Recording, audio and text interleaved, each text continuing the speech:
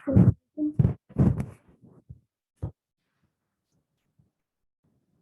जी, आज जो है हम फुल स्क्रीन हो जाए फिर इसको हम देखते हैं। हाइपर कॉन्जुगेशन के बारे में पढ़ेंगे। हाइपर कॉन्जुगेशन, इलेक्ट्रोमैग्नेटिक इफेक्ट और इंडक्टिव इफेक्ट आपको बता दिया था, रेजोनेंस स्ट्रक्चर भी आपको समझाया था। तो आज जो है वो हाइपर कॉन्जुगेशन के मुतालिक हम पढ़ेंगे कि हाइपर कॉन्जुगेशन होती क्या है। आपको पता है कि according to classical resonance theory जो हमने रेजोनेंस में पढ़ी थी, electron delocalization could occur only via parallel overlapping of p orbital, है ना। जब भी हमने देखा था कि जो डीलोकलाइजेशन ऑफ इलेक्ट्रॉन है, जो कि हमने रेजोनेंस में और कॉन्जुगेशन में पढ़ा था, कि उसमें जब पी ऑर्बिटल आपके पैरेलल होंगे तभी जो है वो डीलोकलाइजेशन ऑफ इलेक्ट्रॉन होगी। ठीक है, स्ट्रक्चर प्लेनर होगा, ये भी पढ़ा था हमने, है ना। अच्छा, according to the hyperconjugation also known as no bond resonance. ठीक है, हाइपर कॉन्जुगेशन को हम नो बॉन्ड रेजोनेंस भी कहते हैं। Electron delocalization could also occur by parallel overlap, ठीक है, parallel overlap of p orbital, ये आपका पी ऑर्बिटल हो गया, with hybridize orbital participating in sigma bond. यहाँ पे सिग्मा बॉन्ड बना रहा है कार्बन और हाइड्रोजन। तो जो हाइपर कॉन्जुगेशन है वो किसके दरमियान हो रही है? Parallel p orbital with the hybridize orbital participating in sigma bond. यहाँ पर जो एग्जांपल आपके पास मौजूद है वो इथाइल कार्बोकैटाइन की है ना, ये इथाइल और यहाँ पे कार्बोकैटाइन है। आप देखें कार्बोकैटाइन जो होता है वो यहाँ पर 3 बॉन्ड बना रहा होता है, एक बॉन्ड इसके पास मिसिंग है, दैट्स वाई इसके ऊपर पॉजिटिव चार्ज होता है, जो कि आपने SN1 रिएक्शन में पढ़ा था, जहाँ पे इंटरमीडिएट फॉर्म हो रहा था जो कि कार्बोकैटाइन था। ठीक है, इसमें आप देखें जो MTP ऑर्बिटल है C1, हमने इसको C1 और C2 कर दिया है। ठीक है, C1 और C2। C1 पे जो MTP ऑर्बिटल है वो आपके sp3 हाइब्रिडाइज C2, ये sp2 हाइब्रिडाइज है ना, 1 2 और 3 sp2 हाइब्रिडाइज, और ये C2 जो है यहाँ पर sp3 हाइब्रिडाइज है। ठीक है, यहाँ पर क्या होगा कि ये जो H मौजूद है ये C2 के साथ बॉन्ड बना रहा है और मोर और लेस आप देखें पैरेलल है इस C1 के साथ। ठीक है, which lower the electron deficiency at the C1 but make the H1 electron deficient। यहाँ से ये जो है वो इसके साथ पैरेलल बॉन्ड बनाएगा, H से यहाँ से सिग्मा बॉन्ड है वो ब्रेक होगा और ये जो p ऑर्बिटल है ये इसके साथ ओवरलैप हो जाएगा और यहाँ पे डबल बॉन्ड आ जाएगा।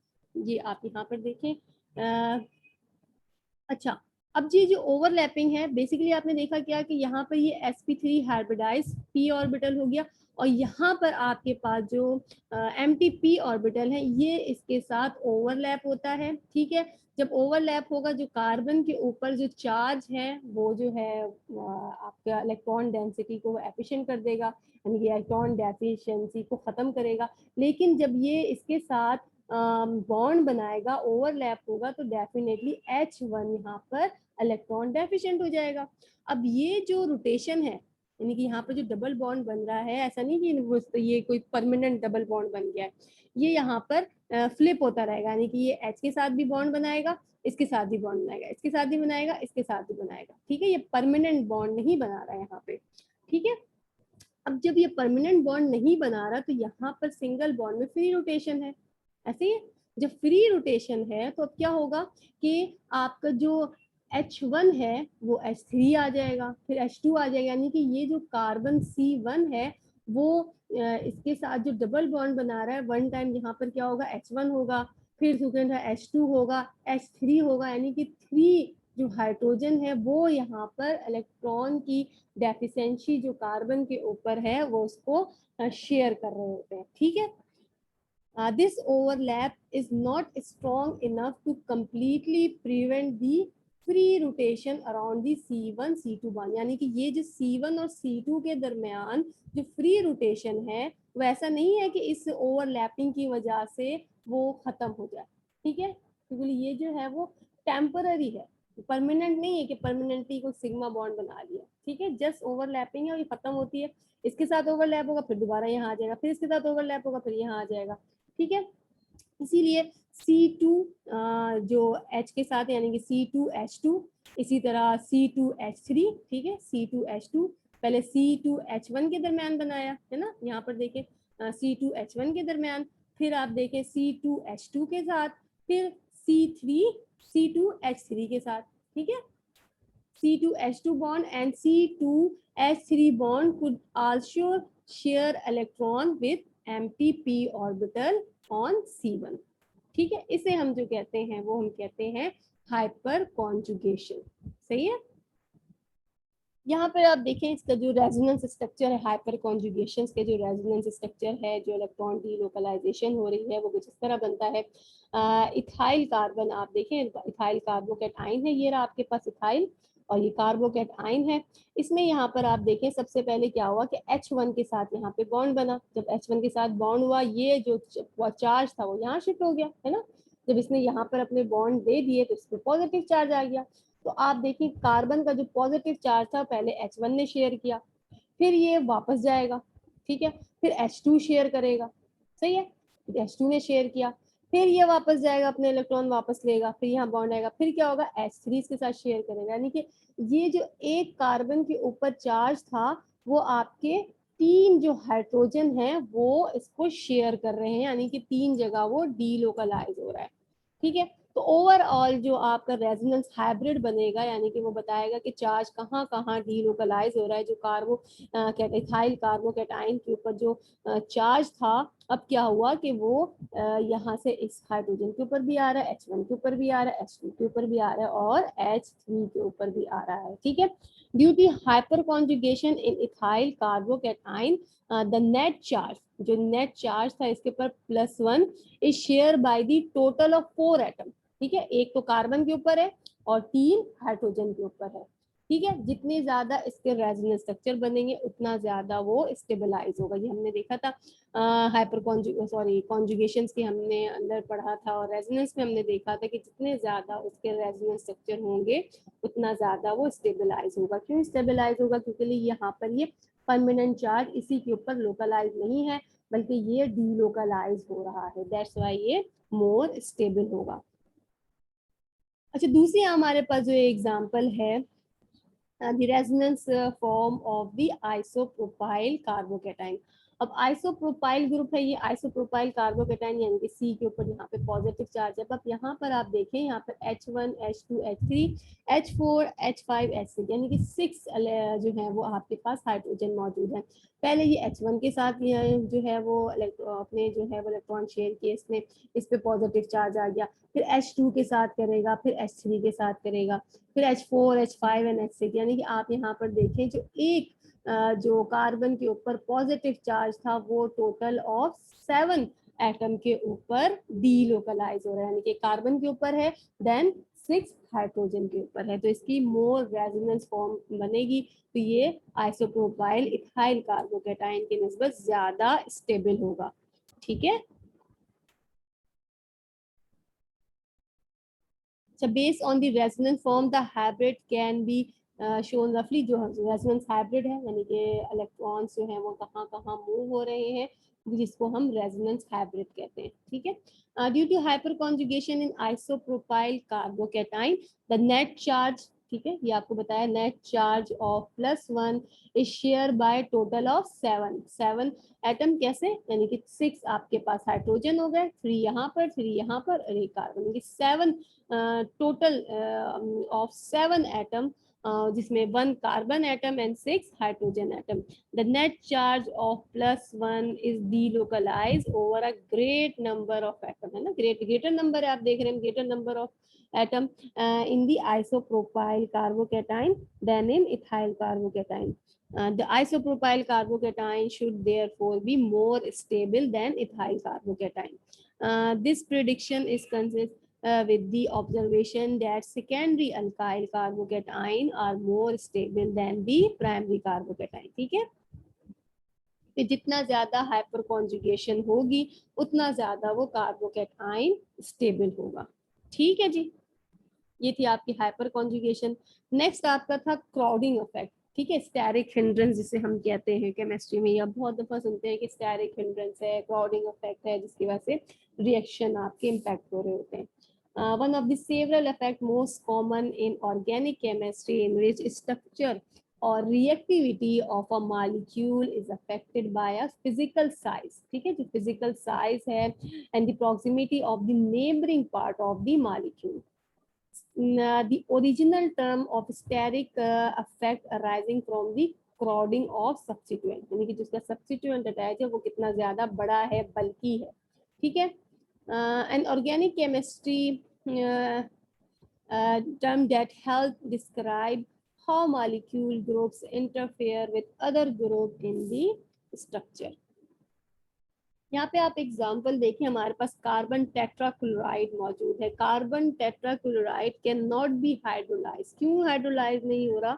क्योंकि यहाँ पर जो इतने ज्यादा Cl4 जो आपके पास 4 Cl मॉलिक्यूल कार्बन के साथ अटैच हैं, वो वाटर के मॉलिक्यूल को कार्बन तक आने ही नहीं देंगे, जगह ही नहीं है, वो कैसे आए वहाँ पे। ठीक है, carbon tetrachloride can not be hydrolyze. ठीक है, because the Cl atom are so large, they block access of water to the carbon at the center of the molecule. तो ये जो स्टेरिक हिंड्रेंस कॉज कर रहे हैं, यहाँ पे आपके जो Cl के जो मॉलिक्यूल हैं वो स्टेरिक हिंड्रेंस यहाँ पे कॉज कर रहे हैं। Steric hindrance is basically some bulky group. ठीक है, आपको बताया some bulky group prevent other group from attacking, यानी कि अगर हमारे पास कोई बल्की ग्रुप है, यहाँ पे आप एग्जांपल देखें CH3Cl की, यहाँ पे X को हम जो है वो हेलोजन ले लेते हैं, और ये जो छोटे छोटे अपने रॉन्ड छोटे हैं इसको हम H ले लेते हैं, यानी कि CH3NCl। यहाँ पर आप देखें ये ग्रुप बल्कि नहीं है, H वो छोटा सा एटम है, तो ये जो न्यूक्लियोफाइल जो अदर ग्रुप आ रहा है वो इजीली इस पे अटैक कर देगा। ठीक है, यहाँ पे इसने अटैक किया, देन यहाँ से ये निकल गया। सही है, ऐसे ही हुआ। अब यहाँ पे SN2 की अगर आप एग्जांपल देखेंगे, वो इजीली यहाँ पर आया और यहाँ से इसने लीव कर दिया। ठीक है, लेकिन जब अब यहाँ पे आप देखें कि हमारे पास अगर CH3 आ जाए, जो आपको मैंने एक्सपेंडेड फॉर्म में स्ट्रक्चर बताया था, अगर आप इसको एक्सपेंडेड फॉर्म में लिखें कि यहाँ पे 3H को अलग अलग सारे बॉन्ड के साथ शो करें, तो आप देखें ये कितना स्टेरिकली हिंड्रेंस हो जाएगा। कोई न्यूक्लियोफाइल जो भी ग्रुप उसके साथ आना चाह रहा है, OH आना चाह रहा है, कोई भी न्यूक्लियोफाइल आना चाह रहा है, वो इसको यहाँ से आने ही नहीं देगा, क्योंकि रास्ता ही नहीं है, ब्लॉक हुआ हुआ है, इतने बल्कि ग्रुप है, कैसे अटैक करेगा। ठीक है, द बल्की ग्रुप ब्लॉक, तो इसमें यहाँ पे इस वाले केस में हमारे पास कौन सा होगा? SN1 रिएक्शन, जिसमें पहले कार्बोकेटाइन फॉर्म होगा, देन फिर आपके ग्रुप यहाँ पे अटैच होगा। दिस इज ये जो है वो यहाँ पे आप इसको कहेंगे ये स्टेरिकली हिंडर्स है, और यहाँ पर ये लेस हिंडर्ड है। Consider as an example the molecule known as the tertiary butanol. tertiary butanol है क्योंकि आप देखें यहाँ पर जो है कार्बन OH जो है वो 4 कार्बन के साथ अटैच है, ये जो कार्बन है वो आपका टर्शरी कार्बन है। क्यों है? क्योंकि इसके साथ 3 CH3 अटैच है। ठीक है, द 3 बल्कि मिथाइल ग्रुप, ये जो आपके मिथाइल ग्रुप है label in blue are what make this molecule so sterically crowded, है ना। Both the central carbon atom and the alcohol group are what we would call sterically hindered, यानी कि ये आपका जो कार्बन एटम है, जो सेंटर में जो कार्बन एटम है, एंड द अल्कोहल ग्रुप जो है ये जो है वो बहुत ज्यादा स्टेरिकली शील्डेड है। शील्डेड मतलब हिंडर्ड है। ठीक है, कवर्ड है, शील्ड का मतलब है ना कवर्ड है, due to the presence of these large bulky groups, जो कि मिथाइल ग्रुप्स हैं। यहाँ पे इनमें से आप पूछा जाए कि कौन सा जो है वो स्टेरिकली हिंडर्ड है और कौन सा लेस हिंडर्ड है, तो यहाँ पर आप देखें ये जो है वो स्टेरिकली हिंडर्ड है। इस कार्बन पे आप देखें अगर यहाँ पे जो कार्बन है इस पे 3 जो है CH3 CH3 CH3 जो कार्बन का रेडिकल आप देख रहे हैं, इस इसके साथ 3 जो है वो 3 बल्कि ग्रुप्स अटैच है। यहाँ पे जो कार्बन का जो रेडिकल है यहाँ पे सिर्फ एक जो है वो CH3 है, बाकी जो है वो H2 है। तो ये लेस स्टेरिकली हिंडर्ड है एज कम्पेयर टू दिस। तो अगर आपसे कोई सवाल पूछा जाए कि भाई कौन सा मॉलिक्यूल स्टेरिकली हिंडर्ड है और कौन सा नहीं है, सिंपल आप इसको देखकर बता सकते हैं। इसमें कोई भी बल्कि ग्रुप लगा हुआ है, कोई बड़ा ग्रुप लगा हुआ है, तो वो स्टेरिकली हिंडर्ड है। सही है। जैसे यहाँ पे भी एक एग्जांपल है, ग्रेटर स्टेरिकल हिंडर्स है, बल्कि ग्रुप्स अटैच है, दैट्स वाई यहाँ पर ये जो है वो स्टेरिकली हिंडर्ड है। यहाँ पर आप देखें कि आपके पास बल्कि ग्रुप अटैच नहीं है, तो स्टेरिकली हिंडर्ड नहीं है। ठीक है, नेग्लिजिबल है स्टेरिक हिंडर्स इसके यहाँ पे। उसके बाद हम देखते हैं हाइड्रोजन बॉन्डिंग। ठीक है, आपको हाइपर कॉन्जुगेशन इजी सा टॉपिक है, देन फिर आपके क्राउडिंग इफेक्ट भी बड़ा इजी सा है, देन हाइड्रोजन बॉन्डिंग, ये भी आप लोगों ने काफी दफा पढ़ी है। जैसे इसको थोड़ा सा रिपीट कर लेते हैं। A hydrogen bond is the electromagnetic attraction created between a partially positive charged hydrogen atom. Hydrogen bond में हाइड्रोजन का होना जरूरी है, जाहिर सी बात है। Atom attached to a highly electronegative atom and another nearby electronegative atom. Hydrogen bond is a type of dipole यानी कि दो पोल्स बन रहे हैं, dipole interaction. It is not a true chemical bond. सही है, ये कोई परमानेंट कोई बॉन्ड नहीं है, कोई सिग्मा बॉन्ड या फिर पाई बॉन्ड नहीं है, जस्ट ये अट्रैक्शन है। लेकिन इस अट्रैक्शन को डाइपोल इंट्रैक्शन कहते हैं, इसे हम हाइड्रोजन बॉन्ड कहते हैं। सही है। दीज अट्रैक्शन जो है वो कैन बी इंटर मालिक्यूल यानी कि दो मालिक्यूल्स के दरमियान हो सकती है, और with in the molecule, with in a single molecule यानी कि इंट्रा मालिक्यूलर अट्रैक्शन भी हो सकती है। यहाँ पर देखें, ये जो है वो इंटर मालिक्यूलर है, दो यहाँ पे जो वाटर के मालिक्यूल है, ये हाइड्रोजन बॉन्ड यहाँ पे बना रहा है, ये जो है वो इंटर मालिक्यूलर हाइड्रोजन बॉन्डिंग है। और यहाँ पर आप देखिए इंट्रा मालिक्यूलर है, with in the same molecule आपके पास हाइड्रोजन बॉन्ड मौजूद है। ठीक है, ये हाइड्रोजन बॉन्डिंग यहाँ पर हो रही है, यहाँ पे हो रही है, तो ये with in the same molecule है, इसे हम इंट्रा मालिक्यूलर हाइड्रोजन बॉन्डिंग कहेंगे। अब हाइड्रोजन बॉन्डिंग के अंदर हमारे पास एक जो होता है वो हाइड्रोजन बॉन्ड डोनर होता है, और एक जो होता है वो हाइड्रोजन बॉन्ड एक्सेप्टर होता है। हाइड्रोजन बॉन्ड डोनर वही होगा जिसके पास हाइड्रोजन होगा, है ना, जो हाइड्रोजन बॉन्ड बना रहा है वो हाइड्रोजन बॉन्ड डोनर होगा। A hydrogen bond attached to relatively electronegative atom is a hydrogen bond donor. ठीक है, यानी कि जो हाइड्रोजन एटम अगर अटैच है किसी इलेक्ट्रोनेगेटिव एटम से, इलेक्ट्रोनेगेटिव एटम यहाँ पे फ्लोरीन, ऑक्सीजन या नाइट्रोजन से, वो क्या होगा, वो हाइड्रोजन बॉन्ड डोनर होगा। सही है। This electronegative atom attracts the electron cloud from around the hydrogen nucleus and by decentralize the cloud. जो हाइड्रोजन के जो इलेक्ट्रॉन्स होंगे वो ये अपनी तरफ अट्रैक्ट करेंगे। ठीक है, जब अट्रैक्ट करेंगे तो जो इलेक्ट्रॉन्स हैं हाइड्रोजन के ऊपर वो डिसेंट्रलाइज हो जाएंगे। ठीक है, जब डिसेंट्रलाइज हो जाएंगे तो leave the hydrogen atom with a partial positive charge. सही है। अब यहाँ पर आप एग्जांपल देखें, in the molecule ethanol there is one hydrogen atom. ठीक है, यहाँ पर आप एथेनॉल में देखें, यहाँ पर एक जो है वो हाइड्रोजन एटम मौजूद है। ठीक है, in the molecule ethanol there is one hydrogen atom bonded to an oxygen atom which is very electronegative. The hydrogen atom is a hydrogen bond donor. अब यहाँ पर आप देखें, ये जो हाइड्रोजन है यहाँ पे ये हाइड्रोजन बॉन्ड डोनर है, क्योंकि यहाँ पर जो इलेक्ट्रॉन है इसके ऊपर, ये जो इलेक्ट्रोनेगेटिव एटम है इसके इलेक्ट्रॉन को डिसेंट्रलाइज कर रहा है, अपनी तरफ अट्रैक्ट कर रहा है। जब डिसेंट्रलाइज करेगा तो इस पे जो चार्ज आ जाएगा वो पार्शियल पॉजिटिव आ जाएगा। जब पॉजिटिव आ जाएगा तो ये हाइड्रोजन बॉन्ड डोनर हो जाएगा। यहाँ पर आप देखें, ये जो है वो हाइड्रोजन बॉन्ड एक्सेप्टर है। ये इस केस में देखें, यहाँ पर कोई भी हाइड्रोजन बॉन्ड डोनर नहीं है, तो यहाँ पे कोई हाइड्रोजन नहीं है जो किसी इलेक्ट्रोनेगेटिव एटम से अटैच हो। ठीक है, तो मिथाइल ईथर में हाइड्रोजन बॉन्ड डोनर नहीं है, लेकिन एथेनॉल में आप देखें हाइड्रोजन बॉन्ड डोनर मौजूद है। अभी हाइड्रोजन बॉन्ड एक्सेप्टर की भी बात करते हैं। हाइड्रोजन बॉन्ड एक्सेप्टर का है, यानी कि आप एथेनॉल में देखें यहाँ पे हाइड्रोजन बॉन्ड डोनर भी मौजूद है और हाइड्रोजन बॉन्ड एक्सेप्टर भी मौजूद है।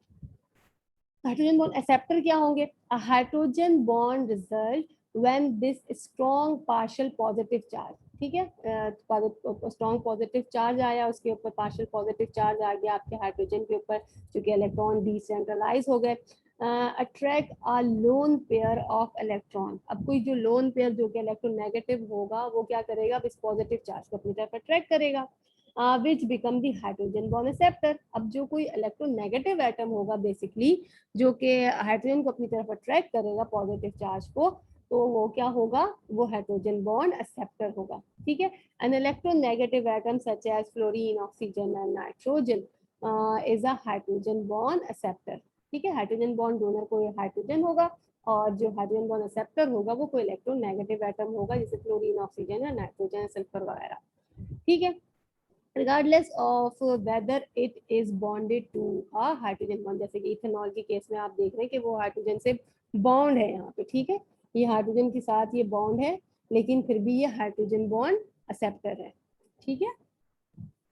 regardless of whether it is bonded to a hydrogen atom or not। अब यहाँ पर ये देखें, ये जो है मिथाइल ईथर, यहाँ पर हाइड्रोजन बॉन्ड डोनर तो नहीं है, लेकिन ऑक्सीजन यहाँ पे इलेक्ट्रोनेगेटिव मौजूद है, ये हाइड्रोजन बॉन्ड एक्सेप्टर तो है, सही है। अच्छा जी,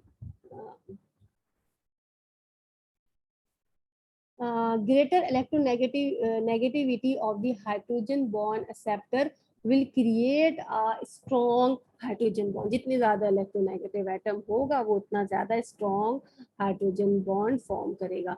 the diethyl ether molecule contain an oxygen, जो हमने लास्ट एग्जांपल देखी डाइइथाइल ईथर की, contain an oxygen atom molecule that is not bonded to a hydrogen atom, making it is a hydrogen bond acceptor, ठीक है। Hydrogen bond donor तो नहीं है diethyl का यहाँ पर, लेकिन ये जो है वो हाइड्रोजन बॉन्ड एक्सेप्टर है, सही है। डाइथाइल जो आपके पास मॉलिक्यूल मौजूद है, डाइथाइल ईथर, ये जो आपके पास मौजूद है डाइथाइल ईथर, ठीक है, an ether molecule contain an oxygen atom that is not bonded to the hydrogen atom, है ना, किसी हाइड्रोजन एटम से बॉन्ड नहीं है, making the hydrogen bond acceptor. अब यहाँ पर अगर ईथर को हम एथेनॉल में डालें, तो एथेनॉल तो हाइड्रोजन बॉन्ड डोनर भी है और एक्सेप्टर भी है, तो यहाँ पर ये तो हाइड्रोजन बॉन्ड डोनर के तौर पे सिर्फ हाइड्रोजन बॉन्ड एक्सेप्टर के तौर पे सिर्फ एक्ट करेगा ईथर, लेकिन अल्कोहल जो है यहाँ पे अपने हाइड्रोजन बॉन्ड डोनर के तौर पर भी एक्ट करेगा और हाइड्रोजन बॉन्ड एक्सेप्टर के तौर पर भी एक्ट करेगा, ठीक है। ये यहाँ पर अगर आपको आइडेंटिफाई करना चाहे कि कौन सा जो है वो हाइड्रोजन बॉन्ड एक्सेप्टर है और कौन सा डोनर है, तो आप यहाँ पे इसको देखकर बता देंगे, ठीक है।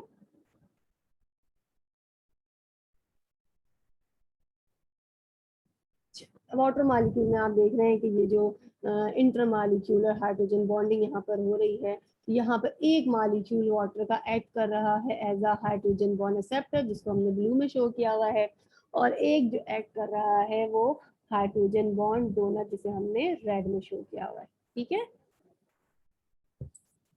तो ये भी आपके पास अमाइंस के साथ अगर बना रहे हैं, यहाँ पर आप देखें अमाइंस के जो है वो एक्सेप्टर के तौर पे एक्ट कर रहा है, और यहाँ पे वाटर जो है वो एज अ डोनर एक्ट कर रहा है, ठीक है। ये एक्सेप्टर इन केस में, लेकिन जब ये इसके साथ ऑक्सीजन के साथ बना लेगा तो ये आपका डोनर हो जाएगा और फिर ये आपका एक्सेप्टर हो जाएगा, ठीक है। यहाँ पर भी आप देख रहे हैं कि जो अमाइंस आपके पास जो है वो अब यहाँ पे डोनर है, यहाँ पर आप देखें एज एक्सेप्टर हो रहा था, यहाँ पर जब कार्बोनाइल कार्बन की बात आई तो यहाँ पर क्या हुआ, ऑक्सीजन के साथ में बॉन्ड बना रहा है, तो ये एज अ डोनर और ये एक्सेप्टर हो गया, ठीक है जी। दूसरी एग्जांपल है हाइड्रोजन बॉन्ड डोनर की, हाइड्रोजन बॉन्ड एक्सेप्टर की। कौन सा इसमें डोनर है, कौन एक्सेप्टर है? जो हाइड्रोजन बॉन्ड दे रहा है, यानी कि जो ये रहा, ये दे रहा है वाटर मॉलिक्यूल, तो ये आपका जो है वो डोनर है, ये एक्सेप्ट कर रहा है, तो ये आपका एक्सेप्टर हो गया। इसी तरह यहाँ पर भी एग्जांपल है ये डिफरेंट डोनर और एक्सेप्टर मॉलिक्यूल मौजूद है। ठीक है। अच्छा, टाइप्स ऑफ हाइड्रोजन बॉन्ड जो भी हमने शुरू में भी देखा, इंटर मालिक्यूलर हाइड्रोजन बॉन्डिंग और दूसरा था intramolecular hydrogen bonding. Between two molecules हैं, यानी कि बिटवीन टू अलग अलग मॉलिक्यूल्स में, जो हमने वाटर का हमने देखा या H2F का हम देखें, तो इसमें दो अलग अलग जो है वो मॉलिक्यूल मौजूद है, इनके दरमियान हाइड्रोजन बॉन्डिंग हो रही है। यहाँ पे आप देखें ये हाइड्रोजन बॉन्डिंग हो रही है, तो इसको हम इंटर मालिक्यूलर, ठीक है, जैसे इंटरनेशनल से याद करें दो मुल्कों के दरमियान, इसी तरह इंटर मालिक्यूलर दो मालिक्यूल्स के दरमियान, और इंट्रा सिटी यानी कि सिटी के अंदर या तो यहाँ पर जो है वो इंट्रा मालिक्यूल यानी कि एक ही मालिक्यूल के अंदर बिटवीन टू डिफरेंट एटम। ठीक है, एक ही मालिक्यूल है और लेकिन आपके पास एटम जो है वो डिफरेंट है, between two molecule or between two different atoms. Hydrogen bond can occur within one single molecule, ये यहाँ पर आ गया, जो कि आपका इंट्रामॉलिक्यूलर है, between two like molecule, between two like molecule हो सकता है और बिटवीन टू अनलाइक मॉलिक्यूल भी हो सकता है। ठीक है, इंट्रामॉलिक्यूलर के अंदर intramolecular bond in intramolecular hydrogen bond or those which occur within one single molecule. This occur when two functional group of a molecule can form hydrogen bond with each other. ठीक है, in order for this to happen, both a hydrogen donor and acceptor be present within one molecule. ठीक है, intramolecular में क्या होगा, hydrogen bond donor और acceptor within one molecule मौजूद होगा, and they must be within close proximity of each other in the molecule. ठीक है, यहाँ पे आपके पास आर्थो नाइट्रोफिनोल है और जो है वो सैलिसाइल एल्डिहाइड है। आपकी एग्जाम्पल हो गई है, इसमें आप अगर बताया जाए कि भाई ऑर्थोनाइट्रोफिनोल में कौन सा जो है वो हाइड्रोजन बॉन्ड डोनर है, कौन सा एक्सेप्टर है, तो आप यहाँ पर बता देंगे कि भाई यहाँ पे जो OH यहाँ पर एक्ट कर रहा है वो as a hydrogen bond donor act कर रहा है, और नाइट्रो ग्रुप जो लगा हुआ है वो हाइड्रोजन बॉन्ड एक्सेप्टर एक्ट कर रहा है। ठीक है, इंटरमॉलिक्यूलर हाइड्रोजन बॉन्ड यानी कि बिटवीन टू मॉलिक्यूल्स की हम बात कर रहे हैं, जिसमें वाटर और अमाइंस की एग्जांपल मौजूद है। Intermolecular hydrogen bond occur between separate molecule in a substance, they can occur between any number of like और अनलाइक मॉलिक्यूल। ठीक है, ये अनलाइक मॉलिक्यूल है, यानी वाटर वाटर के दरमियान नहीं बनाए, अमाइंस अमाइंस से भी बनाएंगे। They can occur between any number of like or unlike molecule as long as hydrogen donor and acceptor are present and in position in which they can interact. ठीक है, ये आपके हो गई। ये एक और एग्जांपल है आर्थोनाइट्रोफिनोल, ये अभी पहले भी हमने देख लिया, पैरानाइट्रोफिनोल।